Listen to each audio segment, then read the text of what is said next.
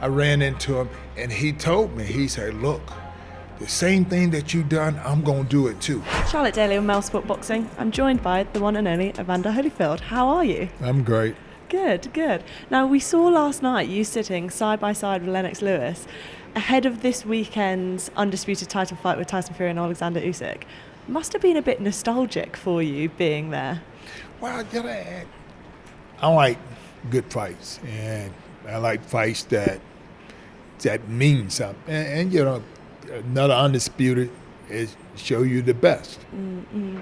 Can you remember how you were feeling at that point before your fight? Kind of the nerves, the anticipation. What was the kind of your mindset in that moment? Well, the big difference is that, you know, when you box, you know you got to give your best, and you kind of asking yourself, are you at your best? You're not going to quit. But the fact of the matter is just so much pressure because everybody asking questions. Yeah. As somebody that's been in that position before, what would your kind of words of advice be to Tyson and Oleksandr before this? The thing is, you already know what you can do. And so the whole big thing is not to make the mistakes. You know, you let things, you know, because confrontation and stuff like that, when you got other people giving their points to what they think you should do, when ain't nobody can actually help you but yourself. The point is go in there, not make the mistakes you know you shouldn't make. That's one of the points that they keep saying at the press conference, that all the talking beforehand doesn't matter because once they get in the ring, it's just the two of them, right? Now, when you get there, but you got to not to make the mistakes you don't make. And the mistake that you don't make is the one that you tend to make because you get too excited about certain issues. In terms of the build-up to the fight, you've always been very respectful in the build-up to fights, and it's almost like now maybe with social media there's a pressure to kind of put on a show and almost trash talk a bit more and things like that. Do you think that benefits a boxer, or do you think that they should just kind of cut it out? Well, me personally, I don't think it don't do nothing but put you in a position to get embarrassed. Because the fact of the matter, you know what type of fighter you are, and you fight that fight. And if you don't mess up and the guy still win, he win. But you're kind of embarrassed if you don't do as well as you said. Yeah. And in terms of results, like obviously Fury or Usyk is going to win. One of them is going to lose their O because they're both unbeaten at the moment. Your first professional loss was against Roddick Bowe. What is that feeling like of losing the O, and how do you think Tyson or Oleksandr will kind of react to that? Well, the thing is, me and undefeated, we both was undefeated, me and Roddick Bowe, but I had been the champ. You know, when you lose the belt, you know, you kind of you feel bad, but you got to represent yourself well. And you know, with me, being the undisputed cruiserweight, then getting here, I'm the champ, and you know, I don't have two defense, and then I lose a guy that wasn't even pro when I was pro, and he's, you know, but he 7 years younger, 8 years younger than me, but I fought the wrong fight because I was trying to. I started off too fast, and so he kind of beat me at the end. Do you think that's maybe something that should be factored into the thinking for Tyson and Usyk for starting this fight? Do you think that they need to feel each other out, or do you think they need to come out of the blocks flying? Well, they fight two different styles. And, you know, with me personally, I could fight any style. But I started off too fast because he hit harder because he was bigger than me. Yeah. And so I tired myself out fighting that type of fight when I should have boxed more. Then, you know, by me boxing more and I was smaller, he would got tired because he had to take more weight around. Yeah. But then, you know, but what happened by me got into a tough fight. He was hitting me a lot harder than I was hitting him. And so at the end of the fight, I was tired too. Talking of that power, a lot of people are making a lot of Tyson Fury's jab and kind of the power behind that jab. Now, I know you once said about George Foreman that actually it was his kind of impeccable timing more so than the power. Do you think that with Tyson Fury that it is the power behind the jab that's going to get Oleksandr Usyk, or do you think it's his ability to kind of land it and get that timing right? Well, if he I think it's Tyson Fury keep him out there all the time, keep hitting it with the jab, he gonna win. Usyk get in, Usyk gonna win. so Tyson got to keep him out there, and he got to keep him out there a long time. But if Usyk get in, Usyk gonna win.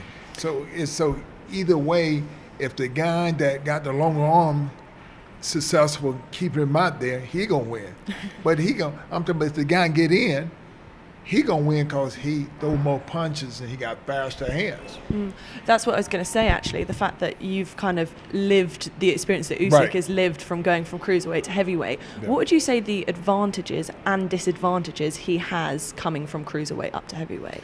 Well, he got more advantage because the fact of the matter, he the smaller guy. But he got good punching power too, and he got quick hands. So he really got more.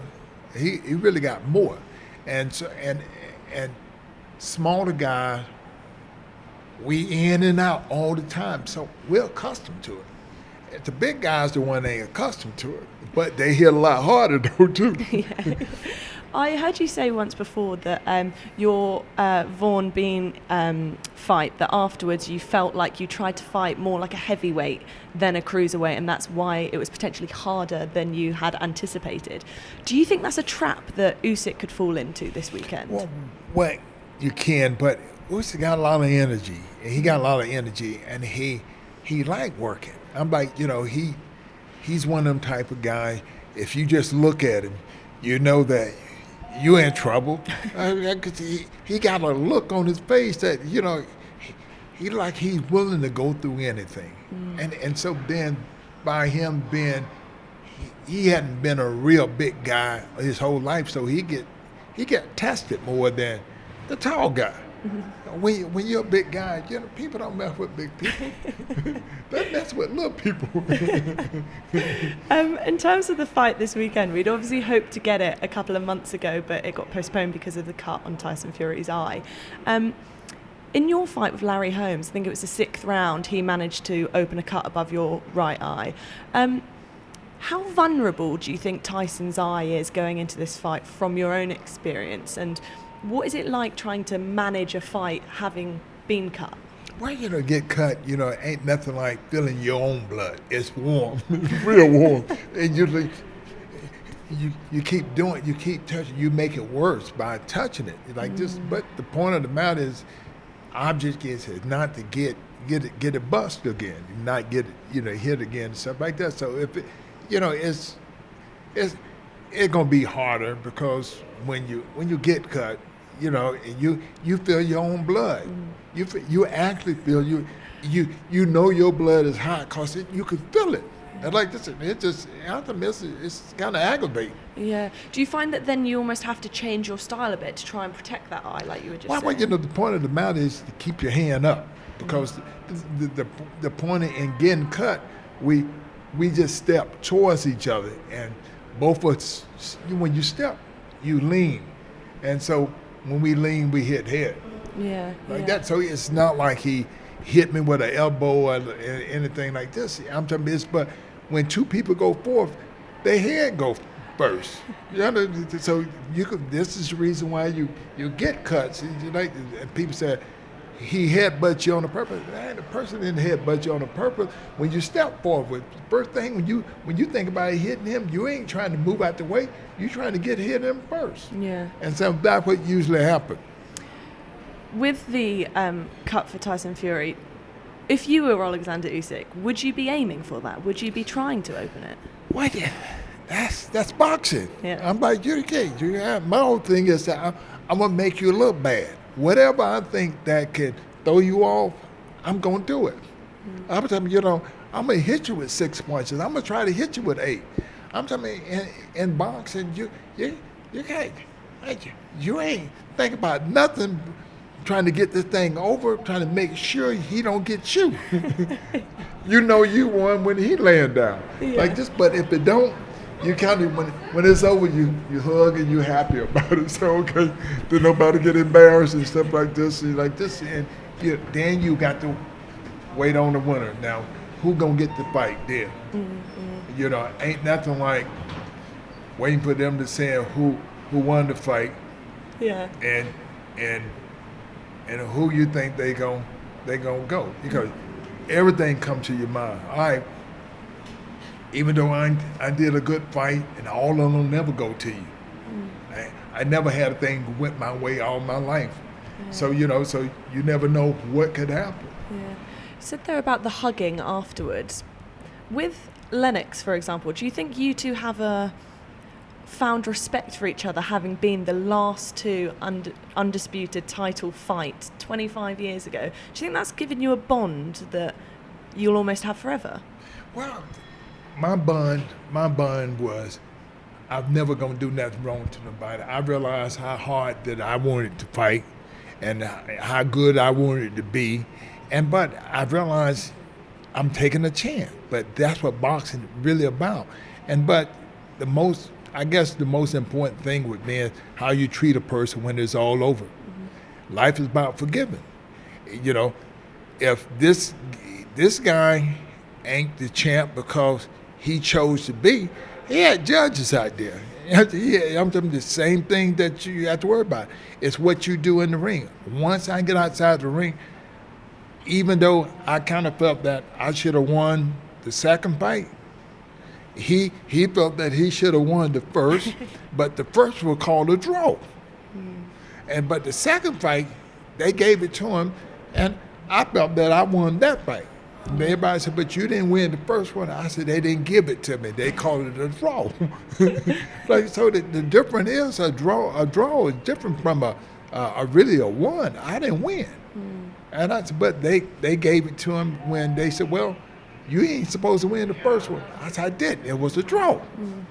I said, so if I would have won the first one, I wouldn't have fought him again. Yeah. I would have quit. Yeah.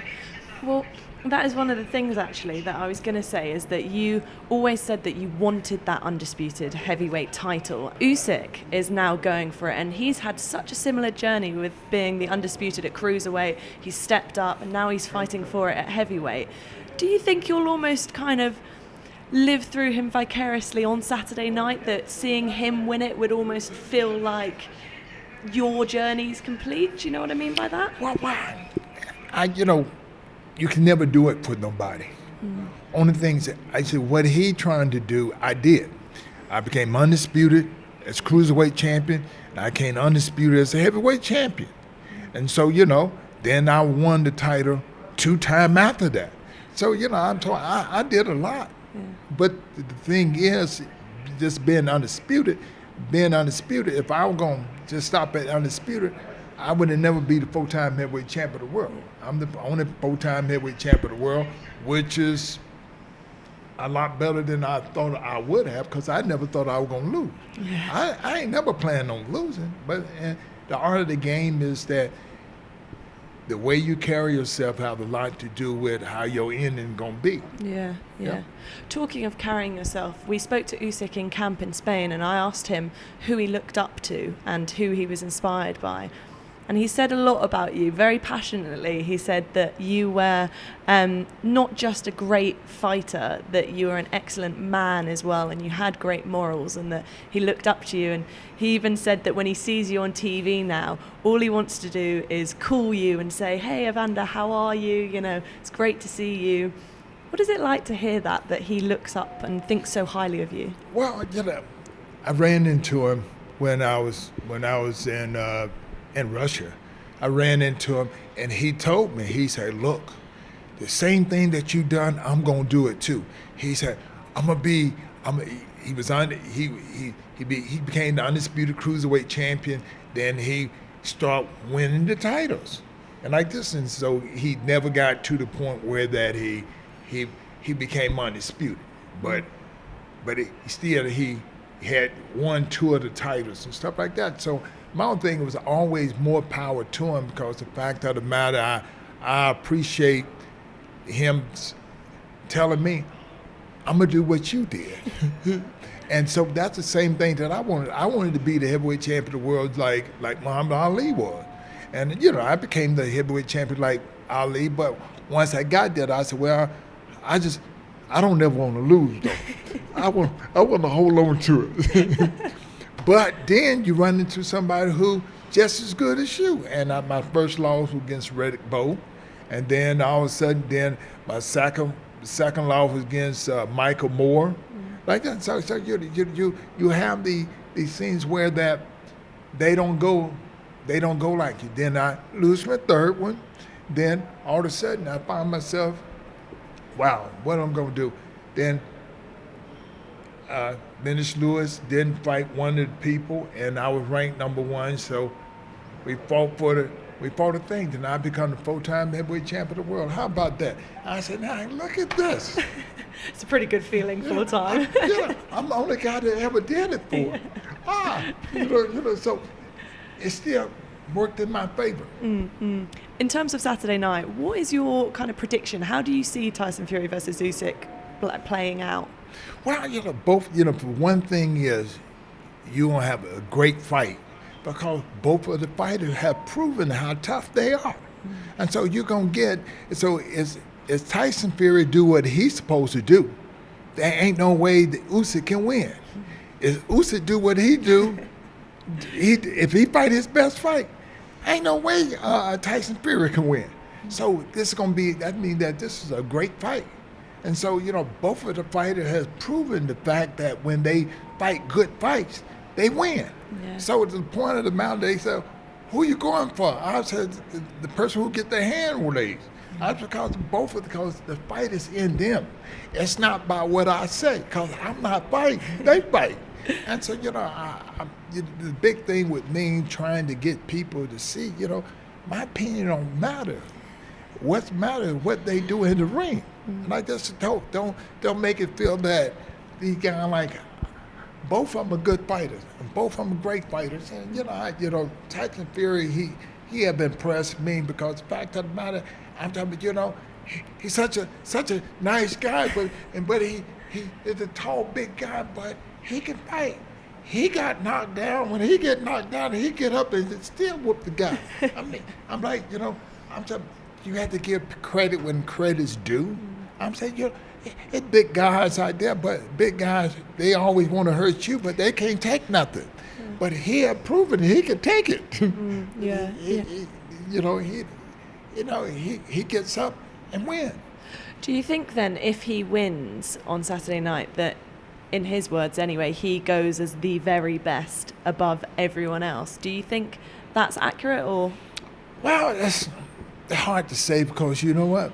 The most important things in life when you have generation people before you is who they fought and how, we don't choose the time that we fight. The better fighter, because I truly feel that, in the 80s and the 90s, you had more champions. You had more great boxers because there were more great boxers out there that started as a kid. You got people you just jump. You get older, you jump up and say, I'm gonna fight, and you're in an era where that you don't have a lot of champions. The 80s and the 90s, you'll find that you had more competition than any time that ever in boxing. I'm talking, that's the era I was in. That's the Tyson that Mike Tyson was in. That Lennox Lewis. This is what we had. We had the very best people. We had people who won gold medals in the Olympics and all that. How do you say a guy never had to go to the Olympics and all that, and he never had to fight people who start? I started boxing at the age of 8 years old. People say, how good I am. I said, I started at 8 years old. I said, I'm supposed to be good. I'm talking, early learning. This is what boxing is really about. It's about the people who get in there early and they're able to stay there a period of time. Then they learn how to fight the different styles. That's the reason you can make adjustments. So do you think the current generation with Tyson and that would struggle in your era? Well, wait. Tyson Fury is one of them guys when he fought the guy from the United States with the big puncher. Deontay Wilder. Deontay Wilder. After that, he moved it. He made adjustments and he was able to come back and beat him like this. But the guy was a big puncher. So Tyson Fury showed that I took the punch. Then after I got up, what did I do? I was like that. So that's what makes him good. Yeah. I'm like, so now he fighting another guy. Now, he fighting Usyk. Usyk is, he left-handed. He throw a lot of punches, and he don't quit. Yeah. He always in great shape. And then he got this weary look in his eye that he means business. That you know that you know what he ain't coming to play. And so it's gonna be a good fight. So people really getting to see a great fight, and to see a great fight is what kind of adjustment both of them guys gonna have to make to win.